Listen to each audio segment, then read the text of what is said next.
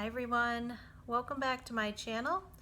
This is our Simple Abundance here. We're following along with Sarah Ban Beathnach in her book Simple Abundance. And I have a kitty that may or may not join us. She's sort of deciding still. That's my kitty Annabelle. So glad you're here as we wrap up the month of June 2020. I was thinking about what a month it's been with all the talks about the home and getting into the garden. I really liked that. And all those metaphors for life from the garden too. I mean, who knew that there could be such a correlation? Before I read today's entry, I wanted to just mention one that I skipped that I thought was in the new book when I went through the older book garden entries, and I didn't touch upon it in that combined video because I thought it was in the new book, but it's not. And I think it would be a great way to wrap up the month. It's called Bloom Where You're Planted. Just because I know how I am, and I also always read all your comments, and I think we can all agree that there's been a lot of up and down times and figuring out life, and that's what this whole journey is all about, right? But I really like this one, and I guess the quote, Bloom Where You're Planted, is, I never knew this, a quote by Mary Bright. You've heard of her, right? I'm pretty sure she's an artist. That's how I didn't look it up beforehand, but I'm pretty sure that's who she is. So Sarah has some great things to say about this. I think I said bloom where you're planted in another video. I'm trying to remember when I said it, but it's really appropriate to wrap up the month with it. So Sarah says, I've discovered that if we are to flourish as creative beings, if we are to grow into wholeness, we must bloom wherever we are planted. Right now, you might not have the perfect career, home, or relationship. Few of us do. But if you have the gift of today, you've got another chance to recreate your circumstances and make them as perfect as it's possible to do with the resources you have. Today, you get another chance to get it as right as you can make it. What more could you desire? What do you think about that?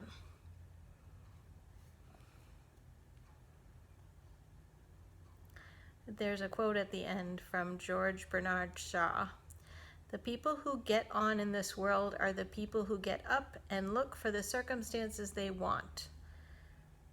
He believed that he got his best ideas after working in his garden. And he ends with a quote, and if they can't find them, make them. So that was sort of a disjointed sentence the way she presented that, but I'll read it all together. The people who get on in this world are the people who get up and look for the circumstances they want. And then without all that junk in the middle, and if they can't find them, they make them. So making your own circumstances. That's a thought, huh? What can we do but bloom where we're planted, right?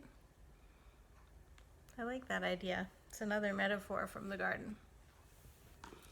It's kind of like it is what it is, and what it is wonderful, right? So I did give a prelude to today's entry about the caution closet edition, because she's wrapping up every month now with something more for our caution closet. If you haven't seen the other videos that I'm referring to, they're all at the end of the month, and we have been putting together this gathering area for an emergency situation. And if you recall, at the beginning of the year, I was totally against this, and now I shared recently in another video that I'm totally on board with this, and I've made a lot of steps towards this, but I haven't done the one that she presents today yet. But I already did think about it, even before I knew it was the next one. So it's also a fun entry because she calls it Keep Calm and Carry On. You know all those signs, keep calm and whatever? It made me think of this cup that I made for my girlfriends when they came over one time. It says, keep calm and practice self-care. Because we were having a discussion about self-care during our Simple Abundance year together. And self-care is really a big part of this whole journey as well, even though it's not really stated as such in the book. But all of her principles really lend to that self-care. Anyway, I learned a little bit by reading the beginning of this entry about the keep calm and carry on statement. I guess I never really looked to see what the history of that was, and it came out of World War II, the time period, and they were really just trying to keep everybody calm. And doesn't that translate to our times right now? We could all do well. I guess they put signs all around the cities trying to calm the citizens down. We could surely use that now. And I think also, as I was reading this, I'm not going to read too much of that part of it, but imagine, so here we are, we're so entitled, and people don't want to wear a mask or whatever the government's asking us to do. It's a small thing. Meanwhile, when you read about people that lived through air raids and all these things, and they had to send their kids away to the country and everything during the war, it's such a small thing that we're being asked to do now, but it still is something new for our whole reality that we've never gone through before. But you sure can get perspective when you read about other times in history and sacrifices that people made. So anyway, she goes on to say, keep calm and carry on. And so we're talking about the caution closet, like I said. So she says, so far, our caution closet has taken care of important documents, first aid, water, and a change of clothes. Now we're going to start focusing on food for you and whoever lives with you and for your pets. Remember I mentioned that before? The goal is to get you out of the door as fast as possible with the necessities, so we'll carry out emergency sustenance planning into July as we explore the world of victory gardens and cooking. Yeah, see, I told you we're going to be getting into the food. Food preparation really depends upon old journalism formulas of the 5 W's. Who, what, where, when, and why. Who do you live with, and do they include children and pets? Start with assembling in bulk different flavored protein bars and shakes for your pets. Fresh, unopened bags of their favorite food. Collapsible pet bowls are available for both water and dry food. For beverages for yourself, freeze-dried instant coffee and tea bags. If you use milk or there are children in the family, there's powdered and instant milk as well as boxed long life milk. That reminds me, I didn't tell you guys, as far as the water storing goes, I have discovered, and I found it at a local health food store, they have boxed water, which I looked and it has at least a 6-month shelf life, but you don't have to worry about the glass and the heaviness of it, and you don't have to worry about it exploding, I don't think. Like, it's more temperature tolerant. So that just reminded me when I was reading about the boxed milk. Finally, be sure to check the expiration date on things. Again, you're going to store everything in a large, clear plastic storage container, light enough for you to lift on your own when filled. After finishing this month's preparation, aren't you amazed at how serene you feel? She said that to us before, too. You've done something amazing and practical. You're taking care of yourself and those you love by systematically preparing for the unknown and life's uncertainties. Okay, and then she says one thing here, too. I don't think I read this last month, but I might have said it out loud because I had read this one and just skimmed it, basically. But I do remember at least reading this. I don't think I shared it with you guys. But she's giving us encouragement if you haven't yet done any of these steps. But she says, if you haven't started or started and stopped, please know, so did I. Start, stop for all the kinds of reasons of daily life. But the last thing in the world that I want is for you to feel pressure from this activity. All you need to know is how I care about you. Oh. And when you feel like doing this, I've listed the order that worked for me, and it might for you too.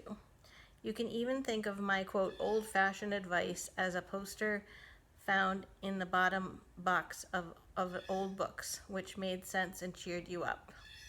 And I think that's because at the beginning she was talking about the poster for the Keep Calm and Carry On, which, by the way, she said she actually has that framed and she hangs it in her house. So we could all do with Keep Calm and Carry On. So when I've been thinking about the food that I would put in my caution closet, I've been thinking about, they have little packets of things like sun butter. It's like a similar to a peanut butter, but it has protein and stuff. So I was thinking of some things. I don't know, I could do protein powder, but I don't know that I would go and buy the protein bars. I don't always digest those so well. And I also think that hopefully this would be a temporary thing and you wouldn't be out of food forever and ever and ever. With the caution closet, though, in terms of these things being perishable, it's going to have to be something that you're going to be putting in a schedule to remind yourself to rotate these things. And then I suppose, say they have a 6-month to a year shelf life, then you're going to need to make sure that you're eating them at that point and then replenishing with new ones. So they actually do sell emergency food kits that you can buy. I think she might have told us that in another entry. Either that or I found it when I was looking into the things when I was getting ready for the car clean out and organizing that. But apparently that's like freeze-dried stuff. I think you still need a way to heat it up, though. And if you do any canned goods, then you're going to need a can opener. So make sure you're thinking about those things. I did read something somewhere that said if you're going to do canned goods, to not do the kind that has the tops that pop up on their own, like they have that little tab that pulls, because I guess those are more apt to leak or something like that. So I don't know. I'm not a big consumer of canned goods, but there's also the BPA stuff that you have to think about.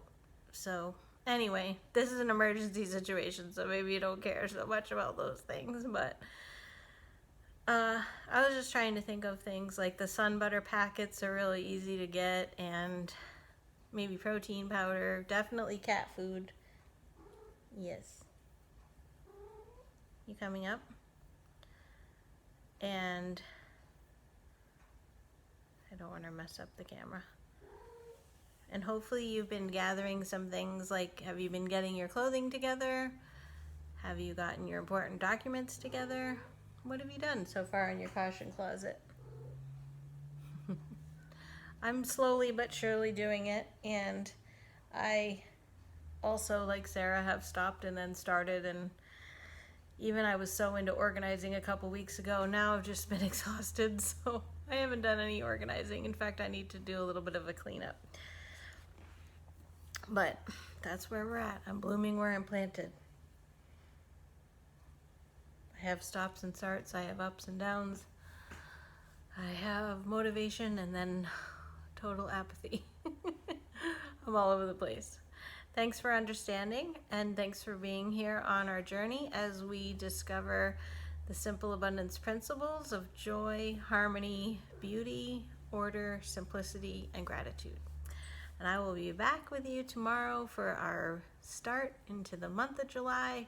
We'll be going over the joyful simplicities of July and continuing on with our 2020 summer. And I'm so glad that you're here with me. Thank you so much for watching. Please give me a like and subscribe if you haven't already. I appreciate that. It tells YouTube that there's a message here that is something to be shared. And I love seeing all the views going up and the subscriptions going up. So thank you so much. I don't have any grand designs of being famous like I showed you at the beginning of the year, but it's just nice to have a message to share and to be reaching other people. And I don't even know who's watching half the time, but I love your comments. So definitely leave me a comment, and I will see you on the next video. Bye-bye.